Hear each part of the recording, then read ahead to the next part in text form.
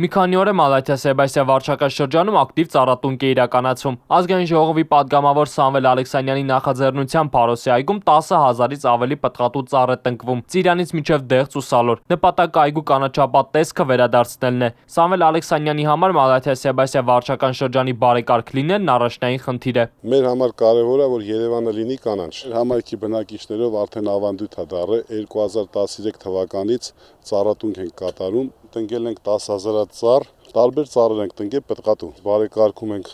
Փարոսի այգին։ Արվել է ամեն ինչ կանաչապատ տարածք ունենալու համար։ Պտղատու ծառերը լինելու են ամենօրյա խնամքի տակ, իսկ ոռոգման ջրի հարցը լուծված է, հավաստիացնում է վարչական շրջանի ղեկավարը։ Կանաչ տարածք ունենալու համար ամենակարևորը ոռոգման ջրի հարցն է, որը քաղաքապետարանի նախաձեռնությամբ արդեն ունենք։ 2013 թվականին վարչական շրջանում Սամվել Ալեքսյանի նախաձեռնությամբ Փարոսի անտառում տնկվեց մոտ 10,000 ծառ եւ նա խոստացավ, որ լինելու է շարունակական, ինչպես տեսնում եք, արդեն սկսել ենք մեր ծառատունկը Փարոսի անտառում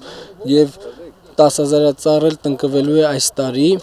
որի համար իմ խորին շնորհակալություն եմ հայտնում Սամվել Ալեքսյանին նախաձեռնության համար։ Նոյեմբերի 8-ին համաքաղաքային ծառատունկ է Երևան քաղաքում։ Մենք ավելի շուտ ենք սկսել մեր ծառատունկը, քանի որ մեր վարչական շրջանում ավելի շատ ծառեր են տնկվելու եւ ուզում եմ կոչ անել մեր երևանցիներին, որպեսզի ամեն մեկը իր ներդրում ունենա, ամեն մեկը մեկ ծառ գոնե տնկի, որպեսզի ունենանք ավելի լավ, ավելի կանաչ Երևան։ Առաջին անգամը չէ, որ ազգային ժողովի պատգամավորը հանդես է գալիս այսպիսի նախաձեռնությամբ։ Սամվել Ալեքսանյանը միշտ մտահոգ է Մալաթիա-Սեբաստիա վարչական շրջանի խնդիրներով եւ միշտ կանգնած է բնակիչների կողքին։